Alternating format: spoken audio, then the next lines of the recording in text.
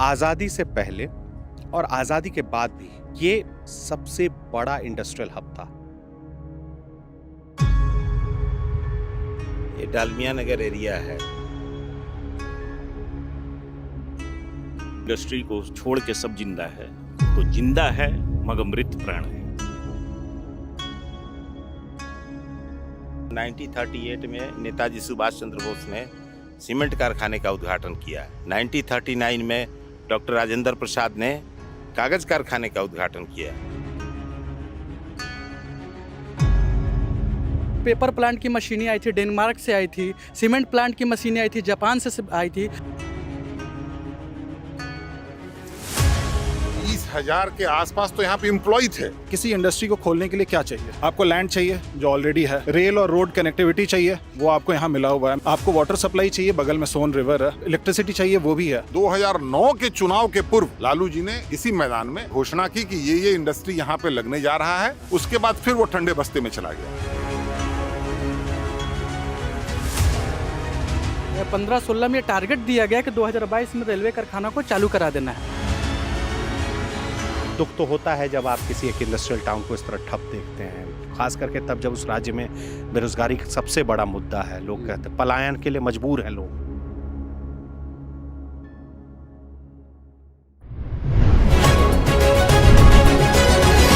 Lalan top चुनाव यात्रा powered by ITC sunrise मसाले, स्वाद बिहार का।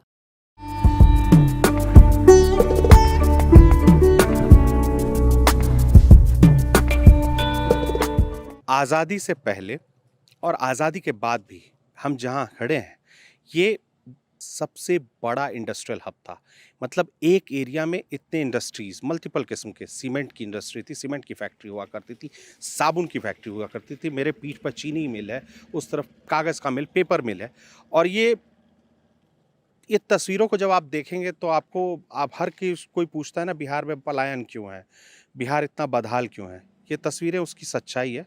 और ये तस्वीरें बताती हैं कि ये बदहाल क्यों है, क्योंकि सब कुछ ठप पड़ गया यहाँ से। और ये इसके ठप होने की कहानी आज की नहीं है, ये 5 साल या 10 साल, 1984 की कहानी, 1984 जब मैं पैदा भी नहीं हुआ था, उस समय ही ये ठप पड़ गया। और कभी इसे ज़िंदा करने की कोशिश ही नहीं हुई। कोशिश हुई तो कागज़ों पे हुई, भारत सरकार के पास गया। यहाँ की पूरी कहानी क्या है ये जानने के लिए हमने यहाँ के कुछ पत्रकार मित्रों से बात की। सर, आप हैं उपेंद्र मिश्रा जी, आप पेशे से पत्रकार हैं और इससे पहले आप नौकरी पेशा भी थे। हम जहाँ खड़े हैं, आप इस एरिया को हम कैसे समझाएंगे आप? ये डालमिया नगर एरिया है। स्वतंत्रता सेनानियों का कभी गढ़ हुआ करता था और स्वतंत्रता आंदोलन की रणनीतियां तय की जाती थी। रामकृष्ण डालमिया ने 1933 में शुगर कारखाने की स्थापना किया था, यहीं से इनकी शुरुआत हुई थी। उसके बाद 1938 में नेताजी सुभाष चंद्र बोस ने सीमेंट कारखाने का उद्घाटन किया। 1939 में डॉक्टर राजेंद्र प्रसाद ने कागज कारखाने का उद्घाटन किया। अब इससे बड़ा राष्ट्रवाद की केंद्र बिंदु आपको समझाने की जरूरत नहीं। रही बात 9 जुलाई 1984 को यह उद्योग बंद हुआ, दिवालिया हो गई, घोषित हो गई इंडस्ट्रीज।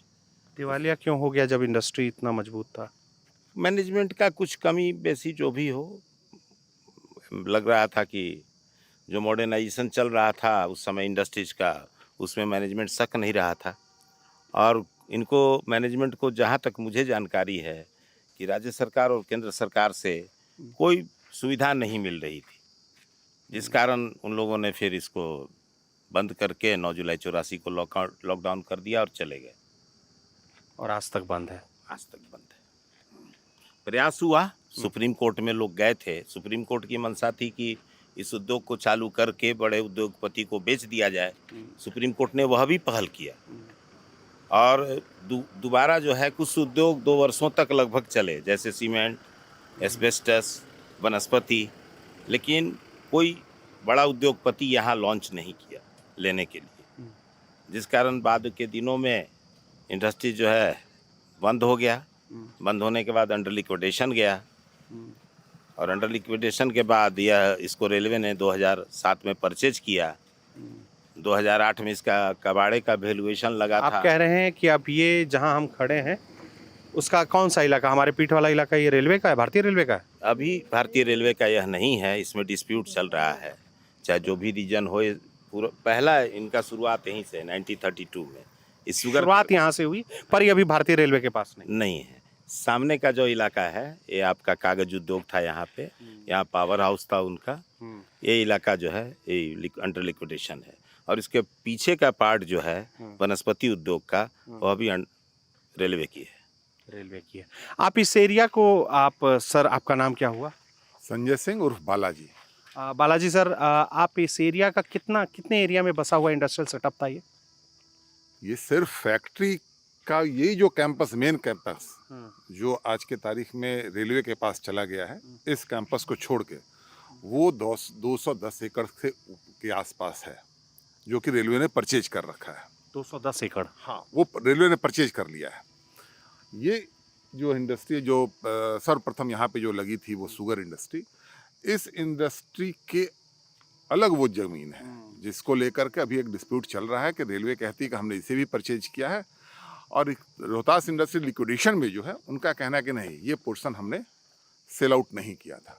इंडस्ट्री बंद होने के पीछे जो सबसे बड़ा कारण रहा उस जमाने में, जिसमें 1984 में जो इंडस्ट्री जब बंद हुई, एक्चुअली इनका अपना पावर हाउस हुआ करता था और उससे वो बिजली जनरेट करते थे और यहाँ के प्लांट्स को चलाने में वो सक्षम भी थे। इसी बीच दामोदर वैली कॉरपोरेशन डीवीसी अपने फुल फ्लेजेड स्थिति में बिहार में चालू हो गई थी, और सरकार ने ये दबाव बनाया कि आप अपनी बिजली के अलावा हमसे आपको बिजली परचेज करना है, और उस समय डीवीसी से बिजली आने लगी और धीरे धीरे इन्होंने अपने पावर प्लांट को बंद कर दिया, क्योंकि इनके ऊपर दबाव था कि आपको इतना बिजली यहाँ से खरीदना है। अब बाद में बिहार की स्थिति बिगड़ी और डीवीसी के द्वारा पूरा पावर इनको मिलना बंद हो गया, जो कि एग्रीमेंट में जितना पावर था उतना मेगावाट बिजली इनको मिलती नहीं थी। तो इन्होंने बिजली का बकाया देना बंद कर दिया, और सरकार का दबाव था कि बिजली का बकाया आप दीजिए। धीरे धीरे वो अमाउंट बहुत बड़ा होता चला गया। वैसी परिस्थिति में यहाँ पे वर्कर्स में भी अनरेस्ट हुआ और वर्कर्स ने यहाँ पे स्ट्राइक कर दिया। और जब स्ट्राइक हुआ उसके बाद बिजली बकाये का भी पैसा था, सरकार का भी दबाव था, कंपनी ने इसे ले ऑफ घोषित कर दिया। और ले ऑफ के थोड़े दिन बीतने के बाद यहाँ पे इतना बड़ा अनरेस्ट हुआ कि वर्कर्स मैनेजमेंट के किसी को देखना नहीं चाहते थे। वैसी परिस्थिति में कंपनी के लोगों ने इसे लॉकआउट घोषित करा दिया, और लॉकआउट होने के बाद परमानेंटली कंपनी बंद हो गई। उसके बाद लॉकआउट के बाद फिर से इसको रिहेबिलिटेट करने के लिए एक बार बिहार सरकार ने कुछ पैसा दिया। उस समय लालू जी की सरकार थी और दिया, लेकिन मुझे अफसोस ये कहने में होता है कि बिहार के पास कोई अपनी इंडस्ट्रियल पॉलिसी नहीं थी जिसके तहत किसी सिख इंडस्ट्री को, चूंकि इसको लॉकआउट करने में सिख घोषित करा दिया गया, सिख घोषित कराने के बाद वैल्यू आ रहा है, इसका वैल्यू लगाया, वैल्यू लगाने के बाद ग्लोबल टेंडर भी हुआ कि भाई इसे कोई दूसरा परचेज कर ले। लेकिन यहाँ पे इसके जो प्लांट्स थे वो काफ़ी ओल्ड मॉडल के थे, वेट प्रोसेस का सीमेंट था जो जमाना जा चुका था। इनके जो पेपर इंडस्ट्री, एशिया की सबसे बड़ी पेपर इंडस्ट्री हुआ करती थी, पेपर इंडस्ट्री भी बंद हो चुकी थी और उसके मशीनें सब पुरानी हो चुकी थी। तो कोई भी कंपनी इन पुरानी मशीनों के साथ सर्वाइव नहीं कर सकता था नए जमाने में आकर के। उस समय जब रिहेबिलिटेशन के लिए पैसा मिला, उस पैसे से 2 साल करीब रिहेबिलिटेशन के बाद एस्बेस्टस इंडस्ट्री और सीमेंट इंडस्ट्री को चलाया जा सका। थोड़े दिन वनस्पति को भी चलाया गया, लेकिन फिर वही कमी हो गई, पैसे की कमी थी, कुछ हुआ और कोई भी उसमें आगे बढ़ के पैसा लगाने को तैयार नहीं हुआ। ना केंद्र सरकार ध्यान दे रही थी, ना बिहार सरकार ध्यान दे रही थी। अब इसको थोड़ा सा नहीं, ये कहानी बहुत पुरानी है। अब एक तरह से सोचें कि एक प्राइवेट कंपनी का हेड था, वो चला रही थी, वो एक समय के बाद उसने कहा कि मैं असमर्थ हूँ चलाने में। कारण उसके कुछ भी हो सकते हैं, ऐसा नहीं, ज़रूरी नहीं कि पैसे नहीं होंगे, हो सकते हैं उसके कई कारण हों। इसका सेटअप बंद हो गया। फिर 2007 में खबर मिलती है कि भारतीय रेलवे ने इस एरिया को एक्वायर कर लिया। फिर साल 2 साल में ऐसी खबरें उड़ती हैं कि लालू जी ने बोला है कि हम यहाँ रेल कारखाना लाएंगे, इस तरह की खबरें आती हैं। फिर वो कहाँ चला गया? रेल कारखाना प्रपोज्ड हुआ 2008 के बाद एंड में रेल खाना प्रपोज्ड हुआ, और उसमें ये हुआ कि हाई एक्सल बीम, कपलर और हाई एक्सल में बॉगी वगी के कारखाना यहाँ पे लगेगा। 2009 के चुनाव के पूर्व लालू जी ने इसी मैदान में आके घोषणा की कि ये इंडस्ट्री यहाँ पे लगने जा रहा है। चुनाव का वर्ष था, यहाँ के लोगों ने समझा कि सचमुच में इंडस्ट्री तुरंत चालू हो जाएगी, लेकिन वो चुनावी वायदा साबित हुआ। उसके बाद फिर वो ठंडे बस्ते में चला गया। 2014 में जब चुनाव होता है, उसके बाद जब उपेंद्र कुशवाहा जी जीत के आते हैं, तो चूंकि इंडस्ट्री प्रपोज थी, बजट में थोड़े बहुत पैसे देके इसको जिंदा रखा गया था। एक टेंडर फ्लोट होता है 10 करोड़ रुपए का, लेकिन बजट में एलोकेशन उतने रुपए का था नहीं, लेकिन टेंडर फ्लोट हो गया था इसको रेलवे लाइन से जोड़ने का, मेन लाइन से जोड़ने का। उसके बाद उपेंद्र कुशवाहा जी हट जाते हैं मंत्रालय छोड़ करके, और फिर ये ठंडे बस्ते में चला जाता है। और रेल की तरफ से जो कुछ भी प्लानिंग बने थे, जो भी इनके मतलब यहाँ के बारे में थे, उन्होंने एक ऑब्जेक्शन डाल दिया कि डेडिकेटेड फ्रेट कॉरिडोर में इसको ऐड करना अभी के समय में संभव नहीं हो पा रहा है। और ये कहते हुए इस पूरे मामले को ठंडे बस्ते में डाल दिया गया। यहाँ पे कोई ऐसा नुमाइंदा नहीं था सरकार का या प्रतिनिधि जनता का कोई नहीं था जो इस मुद्दे को बहुत तेजी से उठा करके केंद्र सरकार तक ले जाता। और इस इंडस्ट्री को, चूंकि आज भी प्रोजेक्ट जिंदा है, हर बजट में 1000 रुपया 2000 रुपया ऐसा डाल देते हैं लोग, ताकि प्रोजेक्ट। हाँ, मैंने मतलब हमारे एक साथी हैं राहुल, कहाँ गए राहुल, ये आज रिसर्च कर रहे थे इस बारे में, उनसे बात हुई कि हम लोग चलेंगे बात करने। इन्होंने बताया कि 2023-24 के बजट में 2023-24 के बजट में भी 1000 रुपया आवंटित किया गया इसे। इस पूरे एरिया के लिए 1000 रुपया आवंटित है प्रोजेक्ट को जिंदा रखने के लिए। प्रोजेक्ट को जिंदा। क्योंकि होता क्या, यदि आप एलोकेशन फंड का नहीं करेंगे बजट में अपने, तो फिर वो प्रोजेक्ट को डेड माना जाएगा। इसलिए गवर्नमेंट जानबूझे, इसलिए गवर्नमेंट के पास आज भी ये प्रोजेक्ट जिंदा है। जरूरत है कोई एक ऐसा मजबूत नेतृत्व, ऐसा मजबूत व्यक्ति जो इस इंडस्ट्री को लेकर के जो रेलवे का लगना है उसके लिए प्रयास अच्छी तरह से करे, तो केंद्र सरकार यहाँ पे इस काम को आगे बढ़ के कर सकती है। लेकिन ये बात मजबूती से वहाँ पहुँचानी पड़ेगी। मजबूती से पहुंचाने की बात आई तो मैं इसलिए कह रहा हूं क्योंकि आज प्रधानमंत्री नरेंद्र मोदी की रैली थी। उन्होंने भी शायद अपने भाषण में इसका जिक्र किया है, लेकिन हालांकि उन्होंने रोहतास इंडस्ट्री सीधा नहीं बोला। उन्होंने बोला कि हम यहाँ पर क्या हब बनाने की बात हो रही है, लॉजिस्टिक पार्क बनाने की बात हो रही है, और सब मान के चल रहे हैं कि ये सरकार की ज़मीन है तो यही संभव होगा। हालांकि उन्होंने सीधा नाम नहीं लिया। आप यहाँ से जितने कैंडिडेट्स हैं, उपेंद्र कुशवाहा जो राष्ट्रीय लोक मोर्चा से कैंडिडेट हैं, एनडीए के उम्मीदवार हैं, वो अपने भाषणों में इसका जिक्र कर रहे हैं और आज वो मंच से भी बोले। और रही बात पवन सिंह की, जिनके कारण ये पूरा एरिया हाईलाइट है आज के डेट में खबरों में है, तो उनके भी अब जो घोषणा पत्र है उनकी पार्टी का उनके उम्मीदवारी का जो घोषणा पत्र है उसमें रोहतास इंडस्ट्री का जिक्र है। मतलब एक चुनावी मुद्दा तो है, पर 2007 और 2024 हम चर्चा ही कर रहे हैं। 24 में 1000 रुपये, यही है ना आवंटित, कि जिंदा रहे। 1000 रुपये आवंटित किया गया। 2007 में रेलवे ने 140 करोड़ में इसको खरीदा। 140 करोड़ के आसपास, 140 करोड़ में इसको खरीदा। उसके बाद 7 में 9 में यहाँ पर यही डालमिया नगर फील्ड है, इसका स्पोर्ट्स ग्राउंड है। तो यहाँ पर यूपीए की अध्यक्ष आती है सोनिया गांधी और लालू यादव आते हैं, और सोनिया गांधी ने रेलवे कारखाना के लिए नींव रखा। लेकिन 9 में जैसे दूसरे इलेक्शन यूपीए 2 की गवर्नमेंट बनती है तो ममता बनर्जी यहाँ के रेलवे मिनिस्टर बनती हैं केंद्र सरकार की, तो वो इसको ठंडे बस्ते में डाल देती हैं। 14 के इलेक्शन के बाद मोदी जी आते हैं। 15-16 में इसके लिए 432 करोड़ के आसपास इसका बाकायदा एक मसौदा बनाया गया।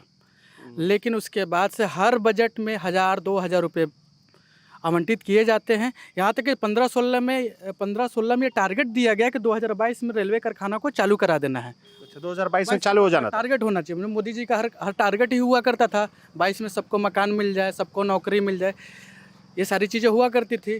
तो 22 में टारगेट रखा गया कि ये डालमिया नगर उद्योग को रेलवे कारखाने के रूप में चालू किया जाएगा, यहाँ पर बोगियाँ बनेंगी। तो 22 में हुआ नहीं ऐसा कुछ, ठंडे बस्ते में डाल दिया गया। 14 में उपेंद्र कुशवाहा जी जीते। उन्होंने आज का भी उनका मैंने भाषण सुना, उन्होंने बोला कि हमने प्रयास किया, बहुत सारी बाधाएं थी, ये सारी चीज़ें करने के बाद हो नहीं पाए। फिर मैंने एक और रिसर्च किया, उसमें 2021 में एनडीए के तरफ से दिल्ली से सीधा लैंड कराया जाता है शहनाज हुसैन को, जो उद्योग मंत्री बनते हैं, और वह डेहरी आते हैं। डेहरी में कुछ लोगों ने उनको प्रेजेंटेशन के माध्यम से सारी चीज़ों से अवगत कराया कि इस इंडस्ट्री की क्या स्टेटस है, क्या पहले इसकी स्थिति हुआ करती थी। तो फिर उन्होंने रेलवे मिनिस्टर से, जो श्री अश्वनी वैष्णव जी हैं, उनसे संपर्क किया और उनसे निवेदन किया कि इस पर जो भी क्लियरेंस है जल्दी करके इस काम को जल्दी शुरू कराया जाए। और राइट्स को दिया गया, ये रेलवे का एक उपक्रम है, राइट्स को दिया गया। RITES, railway Indian and technical, ऐसा कुछ करके है, मुझे एग्जैक्ट फुल फॉर्म मुझे भी याद याद नहीं है इसलिए हाँ। मैं नहीं याद। तो उसको दिया गया कि जल्द से जल्द इसको काम कराया जाए। अभी 23-24 का मैं सुबह ही बजट देख रहा था, तो रेलवे कारखाने के लिए 1000 रुपये, मुझे एक बार में लगा कि 1000 करोड़ रुपए आवंटित किया गया, लेकिन फिर मैंने ध्यान से देखा तो नहीं, मात्र 1000 रुपये आवंटित किया गया है और लोग मतलब ऑफिशियली इसको जिंदा रखा गया। इस ना अब इसको समझते हैं। ये अभी आपने अभी की स्थिति बता दी। हम जब आ रहे थे, आपकी मदद ली हमने यहाँ तक पहुँचने के लिए, हमें इस एरिया का पता नहीं था। जब आप आते हैं तो ये इंडस्ट्री तो मर गया पर इलाका नहीं मरा हुआ है, इलाका जिंदा है, लोग रहते हैं। कितने फ्लैट्स हैं 2000 के आसपास? 2600 फ्लैट। 2600, और उसमें लोग रहते हैं। कौन है ये लोग? ये लोग क्या डालमिया इंडस्ट्री से जुड़े हुए? कई लोग हैं, कुछ लोग किराए पर भी होंगे, कुछ लोग जो है पूर्वज जो हैं उनके थे इंडस्ट्रीज में। वैसे इस- ही लोग ज़्यादा अधिकतर इस लोग टाउनशिप को समझने के लिए हम ऐसे समझते हैं कि इस टाउनशिप को अपना स्कूल था, अपना हॉस्पिटल था, रेलवे ट्रैक था जो सीधे मेन लाइन से जोड़ता था रेलवे ट्रैक, और इसके अलावा कोई चीज़ जो मतलब इंडस्ट्री के लिए जितनी भी मूलभूत सुविधाएं थी वो सारी इसको थे। बुनियादी सुविधाएं उपलब्ध थी।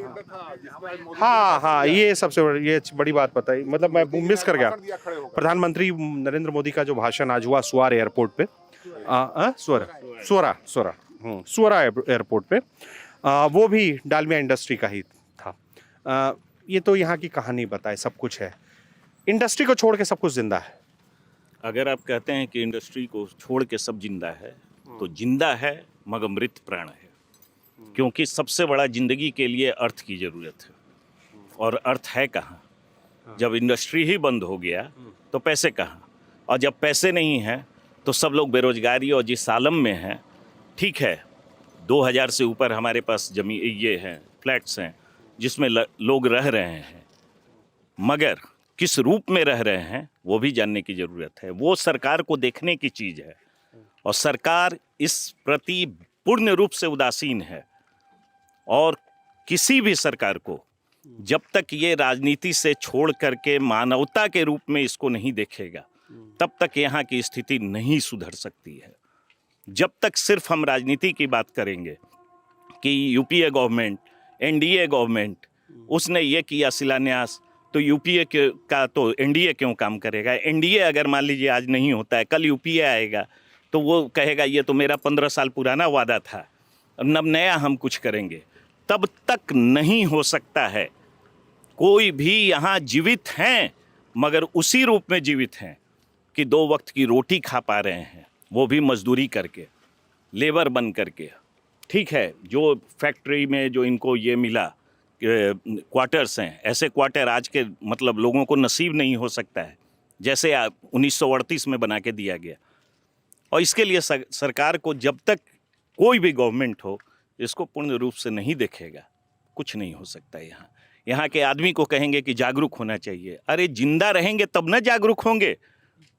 जिनको समय नहीं है, जिनको खाने, उनको वक्त नहीं है कि वो जीवित हैं, शाम में आते हैं तो उनके पास 400 रुपये आए कि नहीं आए, इसमें लगे हुए हैं, वो कहाँ से जीवित हैं कि वो कुछ कर सकते हैं?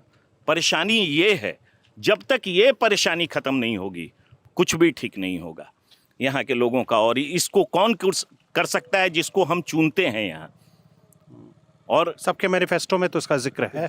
मैनिफेस्टो तो ये तो मतलब जब तक हम स्वप्न बाग नहीं दिखाएंगे, सपने आपको नहीं दिखाएंगे, तब तक आप कब आइएगा? हमारी बातों को हमें वोट क्यों कीजिएगा? तो मैनिफेस्टो तो ये मेन मुद्दा रहेगा ही, बस इतना ही रहेगा।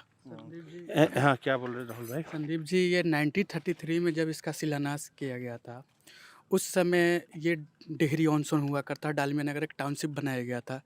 इसके पास ऑलरेडी ये डेहरी रोहतास का एक लाइन हुआ करता था, छोटी लाइन, इसका स्वामित्व दिया गया रोहतास इंडस्ट्री को। बाद में 1956-57 के आसपास में डेहरी से नासरीगंज के लिए, जो यहाँ शाहाबाद एरिया, आज रोहतास ज़िला है, पहले ये शाहाबाद एरिया हुआ करता था। शाहाबाद में बहुत सारे बहुत ज़्यादा गन्ने का उत्पादन हुआ करता था।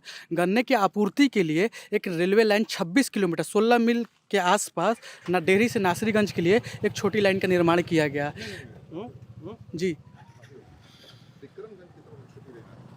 जो 56-57 के आसपास में बोल रहा हूँ, 56-57 में डेहरी से नासरीगंज, एक डेहरी से नासरीगंज के लिए, जो बैकअप में है जो डेहरी से नासरीगंज गन्ने की आपूर्ति के लिए सर, गन्ने की आपूर्ति के लिए एक लाइन का निर्माण किया गया।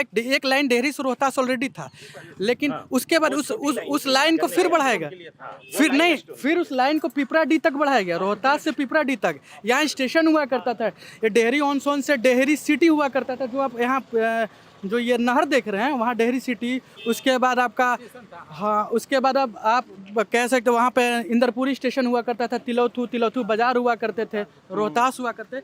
ये स्टेशन की एक छोटी लाइन का निर्माण हुआ करता था। उस समय 1933 में यहाँ पर सबसे पहले शुगर मिल का उद्घाटन किया गया। शुगर मिल की गुणवत्ता बढ़ी, उसके बाद धीरे धीरे सीमेंट प्लांट लाया गया। यहाँ पर मैंने जो रिसर्च में पाया उसमें पता चला कि यहाँ पर डॉक्टर राजेंद्र प्रसाद, जो भारत के प्रथम राष्ट्रपति थे, उन्होंने सीमेंट प्लांट का पहले मशीन का उद्घाटन किया था। सीमेंट प्लांट का उद्घाटन हमारे नेताजी सुभाष चंद्र बोस ने किया था। और उसके बाद पेपर प्लांट की मशीनें आई थी, डेनमार्क से आई थी। सीमेंट प्लांट की मशीनें आई थी, जापान से आई थी। और सबके कैपेसिटी बढ़ गए। शुरू में 600 टन का हुआ करता था, उसको जाकर 800 टन में तब्दील हो गया। और भाई ये पेपर के मामले में छोटी कागज़ से लेकर बड़ी कागज़ तक, गत्ता तक बनाया करता था। और इसका ये जो पेपर होता था, मैं आपको उस समय बता सकता हूँ कि कनाडा में एक्सपोर्ट हुआ करता था, कनाडा जाता था यहाँ का पेपर। अच्छा, ये सब चीज़ें इतना कुछ बता रहे हैं, ये हम लोगों को पता चला। कितने लोगों के लिए रोजगार था यहाँ पे 84 के आसपास? 20,000 के आसपास तो यहाँ पे एम्प्लॉय थे, उनके फैमिली पेरोल वाले। हाँ, पेरोल वाले। डिपेंडेंट्स को लीजिएगा तो 1 लाख के आसपास उसके डिपेंडेंट्स थे।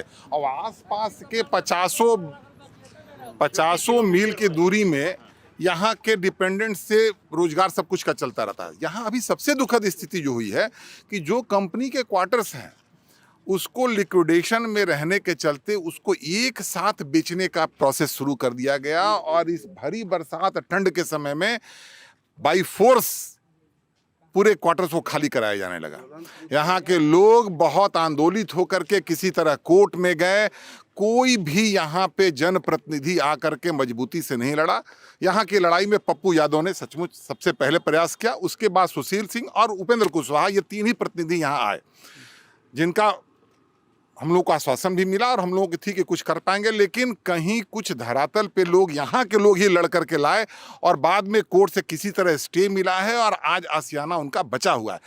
आज की स्थिति में मैं आपसे कह रहा हूं संदीप जी कि आज की स्थिति में यहाँ के लोगों को तो पूरा का पूरे चुनाव का बहिष्कार कर देना चाहिए था कि सिर्फ आश्वासनों के बल पे हम जी रहे हैं। पूरे डालमिया नगर और आसपास के लोगों को इस चुनाव में तो भाग ही नहीं लेना चाहिए था, सिर्फ इसलिए कि हम सिर्फ आश्वासन पे इतने दिनों से जिंदा हैं और कोई भी जनप्रतिनिधि यहाँ पे आने को तैयार नहीं है।